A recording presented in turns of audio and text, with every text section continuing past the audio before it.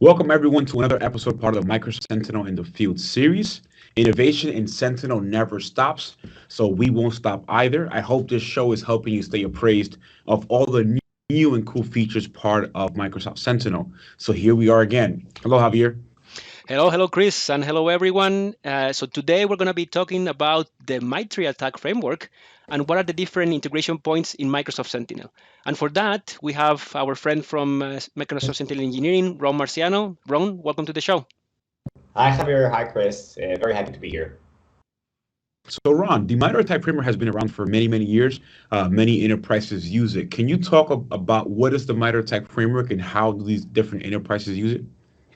Sure. Well, the MITRE Attack Framework is a publicly accessible framework that is an actual knowledge base of tactics and techniques that are commonly used by attackers. So we took some real-world scenarios and made it into a framework that can be used by organization in order to protect against threats, maybe verify security status in their environments. More than that, it actually can be used like a way to communicate about threats and vulnerabilities and countermeasures in organizations. Okay, that's very clear. But how do we support this MITRE Attack Framework in Microsoft Sentinel? Do we offer any way to map the security content that we build to that MITRE framework? That is exactly what we do. For example, we took all of our analytic rules, our hunting queries that we offer out of the box that can be used instantaneously by Microsoft Sentinel customers, and we are already tagging them in advance that will relate them to specific tactics or techniques that are relevant to these detections. And you can also add your tactics and techniques to any custom detections that you are creating. That could be hunting queries, that could be anomaly rules or analytic rules. And those tactics and techniques are also surfaced in the security incident that are raised by those rules. So the analyst can immediately see that MITRE tactics and techniques associated with them when they're doing an investigation process. That comes very handy when you're correlating multiple data sources, where you can actually take a look and see all of the kill chain grouped together by multiple alerts or data types that we are aggregating in our incident. That's really good. I mean, this right here is really phenomenal insight. But after a customer tags the analytic rules or hunting queries, how can they get a better single pane of glass of what they have covered, or maybe even some of the gaps that they may have? So after doing that all mapping process and doing that correctly, and I'm emphasizing that we are trying to do it correctly, we can actually use those tagging that we did in advance and populate that new MITRE blade that we created that is accessible from the main menu. So that new menu item, which we call the MITRE view, provides you a map of all the tactics and techniques that are available, and you can see where exactly you are covered or well covered and where are the gaps that you need to improve. The gaps are actually the most important part. That's the way you need to change your security behavior or detections and adjust it according to the gaps that you see. And you can use a lot of our out-of-the-box content to do just that. And the fact that we are always doing it, we're doing it continuously, and we are constantly updating that view according to your current situation, makes it a process that we help you to do. Beautiful, Ron. And looking forward to see this in the demo. But correct me if I'm wrong, but micro coverage is just one part of the risk assessment process and should be complemented by many other views in the company, right? That is correct. We need to keep in mind that the view is only as accurate as the tagging process. That means that the detection management and the resource coverage are an equivalent part in the way of how important they are. Okay. Any problems in the process of tagging can result with false coverage, meaning if you have resources that you're not covering at all, that means that you'll get a false view of your coverage.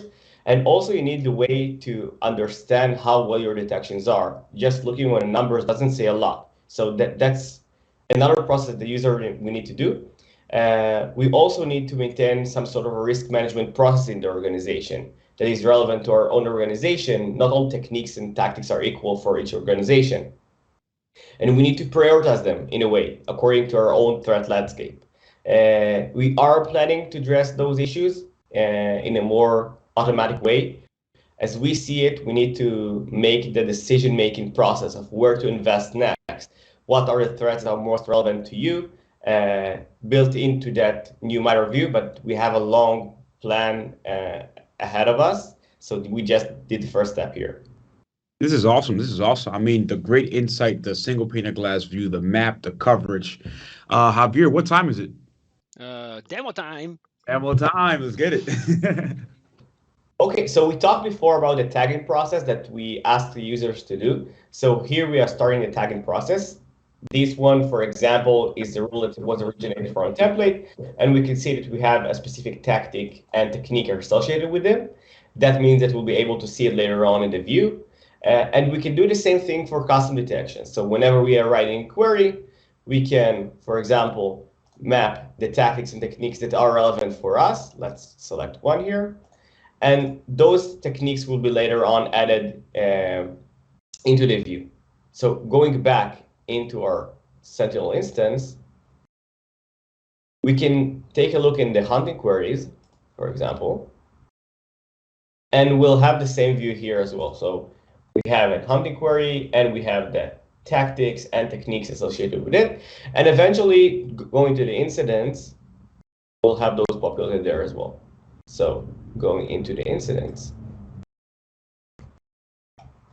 we can see, for example, that this one has a lot of tactics and techniques associated with that rule. But looking at the data, and again, I'm emphasizing that we need to have a good tagging process to have a clear view of a MITRE view. So if we'll go here to the MITRE view, we can see it under threat management in the menu items. We'll be able to see our current workspace, which is a demo workspace, by the way, and we can see the coverage for this demo workspace. So we can see all the tactics that are relevant and all the techniques.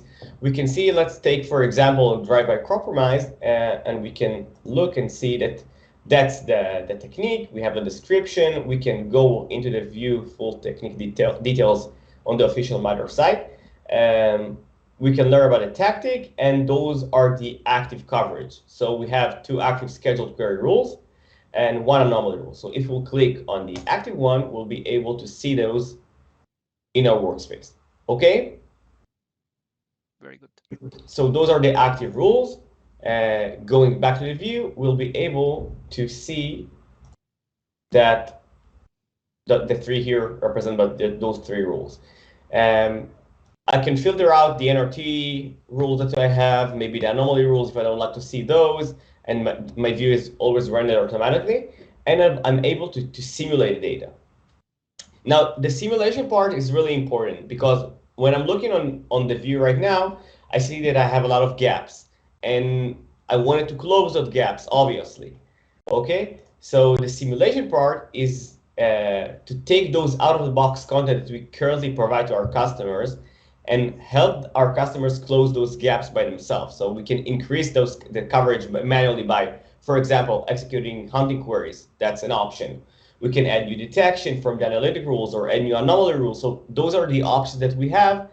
And depending on the current data sources that are available in the workspace, I can use them to increase my coverage. So I can add, for example, into the simulation, the hunting queries and the anomaly rule templates. And now I can see that I will be able to increase my coverage for drive-by compromise by 3. Okay, let's open it up and see what we are able to do. We can see that there are 2 relevant hunting queries and 1 analytic rule template that are relevant and can be added to the current coverage to increase it. So right now, I can know where I can increase my coverage and use those templates or hunting queries to increase that coverage. Of course, I can still look in the view and decide that I'm going to create a custom detection that will help me, but just that is the exact idea, to help me understand what are my next action items are. Okay. Yeah, this is great here, Ron. Quick question here for you. So it seems like, this definitely gives the customer a action plan when it comes to what they could simulate to get better coverage. Is there any way that once they find out the different hunting queries or analytic rules that are available for them to actually, cover those different gaps, is there a way to export that out? So you're asking if they would like to get that report that we just created outside of the... You got it. Yeah, so like I said before, we have a long list of action items to do here. And one of the plans that is going to be addressed is the fact that customers would like to get it as a report, to take those to decision making, to take it as an input for decision making. And that is exactly what we are going to do next. Another question, Excellent. Ron. Thank you. So how do we take into consideration other products in terms of coverage? Because right now we're seeing just Sentinel data. Is there an option to maybe include some other products in here? That's an excellent question, Javier, because when you're looking on the view here, you only get that Sentinel input. So the detections that are running currently on Sentinel. And like everybody knows, we are connecting a lot of more security products that need to be taken into consideration. For example, if I have an EDR and it provides me a new set of techniques and tactics that it covers for me, I need to take it into consideration. And that's a problem that we think of how to address in the future. Hopefully, we'll have something to share in the near future about that. But that's an excellent question, and that's a problem that organizations need to solve today manually. Perfect, perfect. Also, one other question that I had is that, for example, I see here the simulated coverage that I would get if I enable those additional hunting queries and an additional analytic rule. But is there a way to know which data sources are needed for those rules to actually work? And do I have them? Yeah, so I will try to generalize your question even more. So let's assume that you have those data sources. How can you tell how well you're utilizing it? Right. So that is an amazing question that customers are constantly asking, and we are asking ourselves, how can I tell if I'm utilizing the current data that I have in my SIEM correctly, or maybe I can get some more information about it? And again, those are questions that we are trying to address in the near future. As for what detections you can enable next, that is something that will be published very soon. You'll be able to distinguish between hunting queries and analytic rule templates that you already have those data sources available and the ones that you don't. So that will be the next phase. But the major question about data utilization is something that we are looking very deeply into. Ron, another question. What other, I know you mentioned a couple of different roadmap items that we're thinking of, but anything that you want to share of, considerations that we plan to add to expand when it comes to this MITRE view? I'd like to mention that before there are many additional questions, like I said during our conversation today, how we are going to take that coverage indicator and make it as accurate as we can, how we are taking into consideration the security products, how we are looking on the detections, how we can measure the quality of detections, which is a major question by itself, how well I'm using the data that we talked about before, the data utilization that I already have in my SIEM, how I'm protected against threat actors that are relevant to my specific industry or me as a customer, a client. All of these questions are a must when you're doing that decision making. And in order to get a clear image of your security coverage, you need to answer those questions. And our plan ahead really try to address each and every one of those questions separately and put them together in one aggregated view that you can eventually take into your decision-making process, and making that process as data-driven as possible and not based on hunches or guesses or whatever.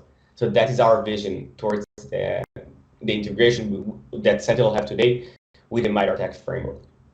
So thanks a lot, Ron, for showing us this great new feature in Microsoft Sentinel. Thanks a lot for coming to the show. Javier, Chris, thank you. It was a pleasure. Thank you both, and thank you everyone for tapping into another episode, part of the Microsoft Sentinel in the Field series. We hope that this series is helping you stay appraised of the new features, part of Microsoft Sentinel.